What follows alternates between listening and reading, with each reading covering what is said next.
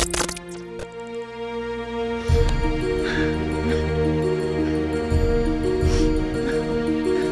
the ass, double move on the red.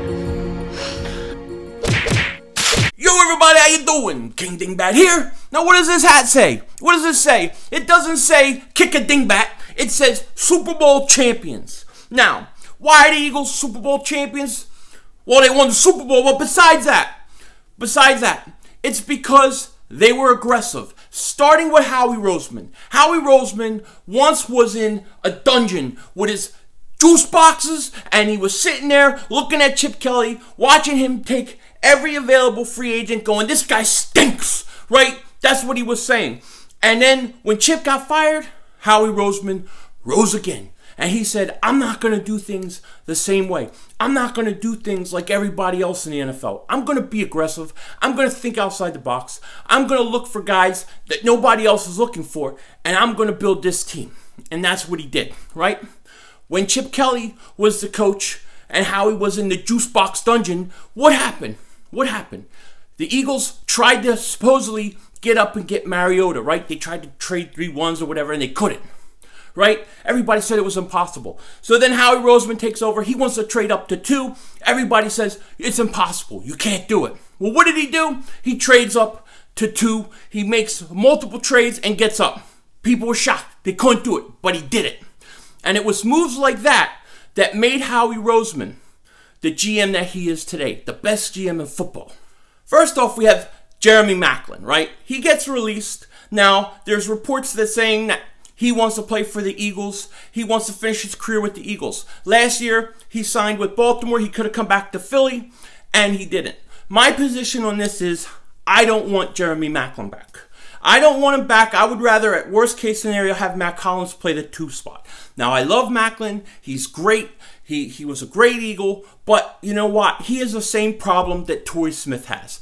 They're old. Now, besides Maclin, we got the same group of wide receivers we've been talking about over and over again, right? The Tavon Alstons, Terrell Pryors. Yesterday was Jordy Nelson, Maclin. Maybe tomorrow will be Crabtree.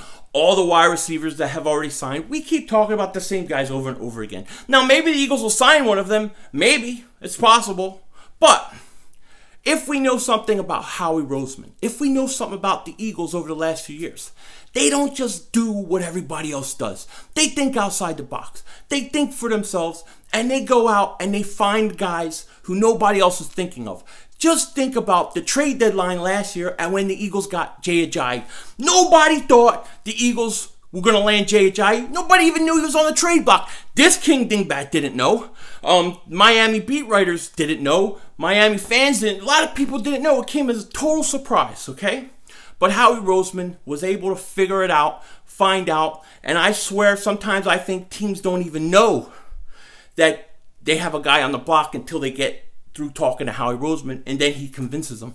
I'm just saying, because you don't see other teams do this kind of stuff, okay?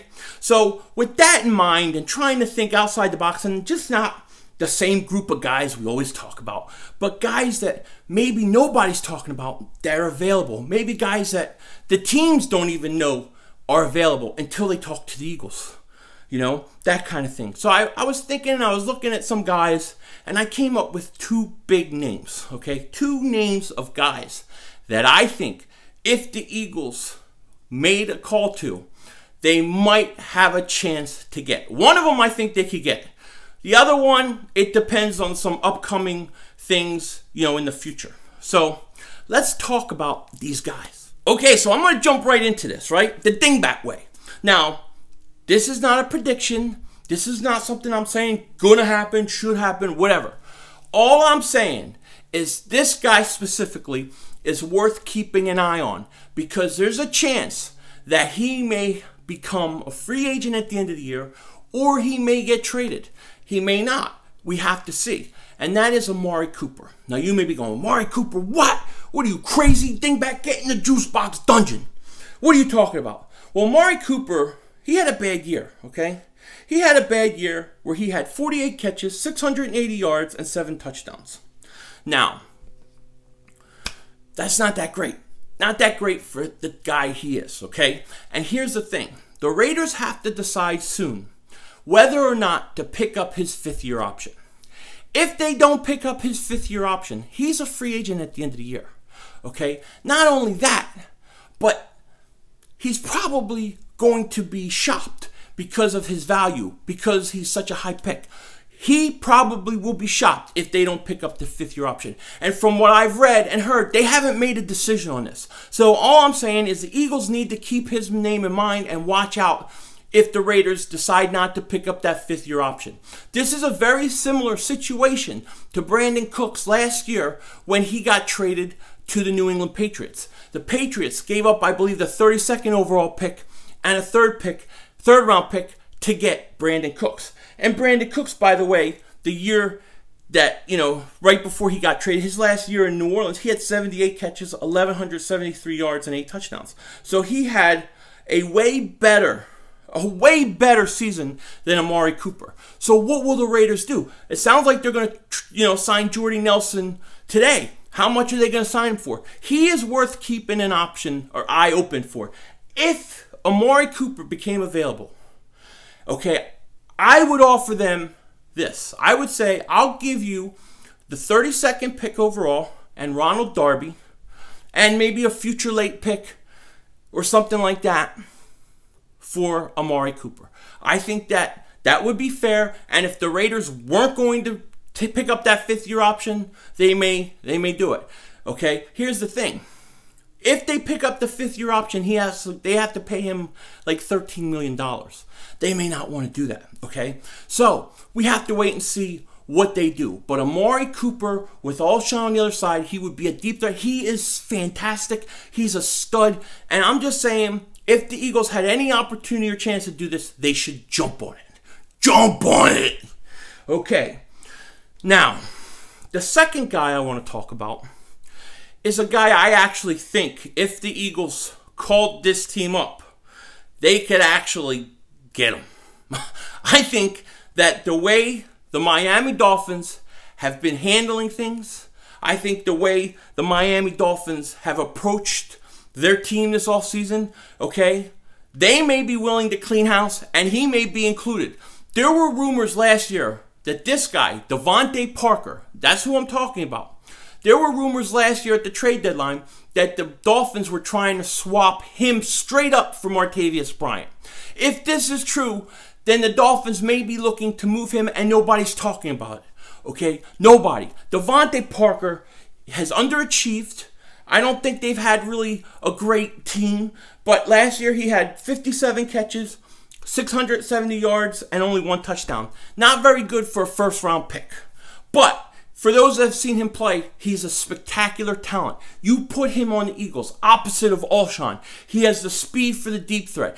You put him, you give Doug Peterson a chance to work with him and rebuild him the way that they did with Aguilar. I think he would turn into a Pro Bowl type wide receiver. That could be a deadly, deadly, deadly combination. So Devontae Parker, I think, is possible because we saw Miami clean house. I mean, they traded Jay Ajayi to the Eagles. Nobody saw that coming. None of us saw that coming. But they did it. You know what I mean? Howie, he wasn't in the juice box dungeon drinking his juice box. He went out and he made phone calls and he got them. That's what you have to do. You have to think outside the box. You have to talk to these teams. Not about the guys that we always see and know, but about other guys. Devontae Parker could be a guy who may be available and nobody knows. Now, I'm not saying it's going to happen. I'm not saying it should happen. I'm not predicting. I don't know any inside information. I'm just looking at it from the perspective of Howie Roseman and 2 guys that I think within the next year could be on a trade block anyways. Amari Cooper may be less likely. It all really depends on that 5th-year option. But the Eagles got to do things like this. This is what got the Eagles to where they were. Aggressive moves, outside the box thinking, and I hope that the Eagles do it again. So those are 2 guys. Now, what would you have to give up for Devontae Parker? I don't think you would have to give up the 32nd pick overall. I think you could give players maybe a 2nd-round pick in 2019. So maybe a player or 2 or something like that, and a 2nd-round pick in 2019. Maybe a 4th-round pick this year and a 2nd-round pick in 2019. Something like that can get it done. I would love to have him. I think he's only like 3 point something million, a salary cap hit this year, and he's got a 5th-year option coming. So definitely look into these two guys. I think they would be good fit for the Eagles. This is outside the box thinking, but look, that's what it takes. That's what the Eagles do. People say, you know, look how the Patriots won Super Bowl. Look how they build a team. Look how these other teams build. You know, that's their identity. The Eagles' identity is aggressiveness. It is aggressive outside the box, full throttle. That's why we won. Howie did it as a GM, okay? Doug Peterson did it as a play caller. Carson Wentz did the way he played. Foles did the way he played. This team identity is aggressive, outside the box thinking. Let's keep that going and think outside the box and get a dynamic wide receiver in here to take this offense to the next level. With that said, take care. Talk to you later. Don't be a dingbat.